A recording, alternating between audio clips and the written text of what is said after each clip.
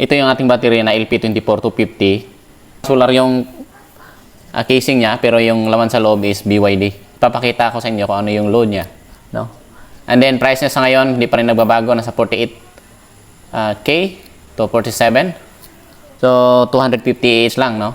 So parang reviews na rin to kasi gusto ko kasing bumili ng Hi-G na LiPo4 din, na ang price niya is nasa 38K lang, pero capacity is 24 volt system, and then 280 no? Ito ay abot ng magdamag, no? Kakasain pa tayo tatong umaga sa ating sa ating pangagahan, no? Ito. Battery voltage niya sa ngayon is nasa 26 volts.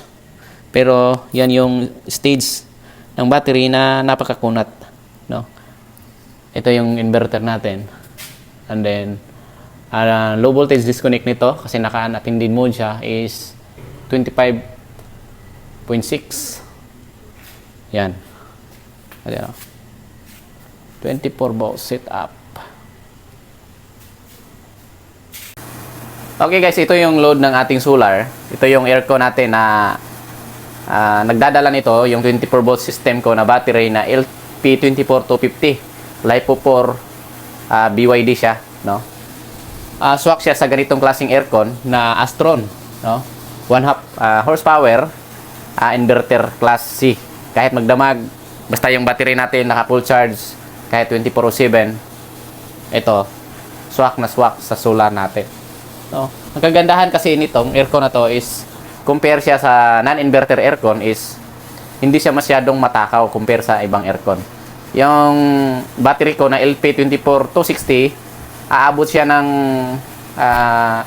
magdamag or aabot siya ng 7 AM at makakasaing pa kami ng pang-agahan gamit yung aking solar. Actually, hindi lang ito yung load ng aking 24 volt system during night or gabi.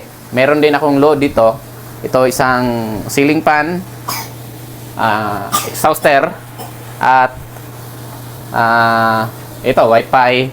Merong isang rep na inverter, and then mga ilaw. Yan yung kagandahan sa LP24250 na battery na BYD yung laman. Napakakunat niya, no? So swak na swak. Ito almost 1 year, mahigit isang taon na pala ito.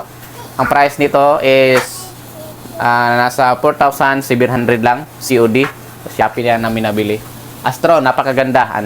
Swak na swak doon sa battery na LP24250. At ang nakagandahan nito is napakaganda ng kanya, yung temperature.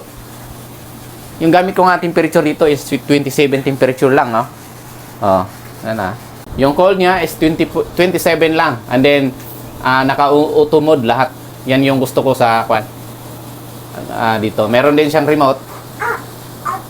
Pero sa settings ko, sa lamig, 27 lang talaga. Sapat na. Yan. At ang sukat pala ng kwarto ko is dito sa inside na sukat niya is 9 feet na mahigit kumulang. Ito, kwadrado, no? So, kaya yung aircon ko, hindi siya masyadong idle, natawag doon. Pag na-reach na yung 27 na temperature, siyempre kukusang mag-switch off yung ating cooling system, compressor. So ito yung pinaka-importante kasi yung mga bata ayaw kasi ng mainit. Ang laking tulong ng solar. Kaya para sa akin, dahil sa mga ito, mahal ko sa buhay, para sa kanila, ayokong kahit ayokong magkaroon ng burnout kasi ako din yung mapupurisyo kasi gusto nila ay malamig. Kaya napakalaking tulong yung solar at makakatipid ka rin. Hi guys. Hi guys. My name is Kia. Kia. How old are you? How are you? I am 1 year old. Bye-bye. Bye. I love you. I love you. God bless.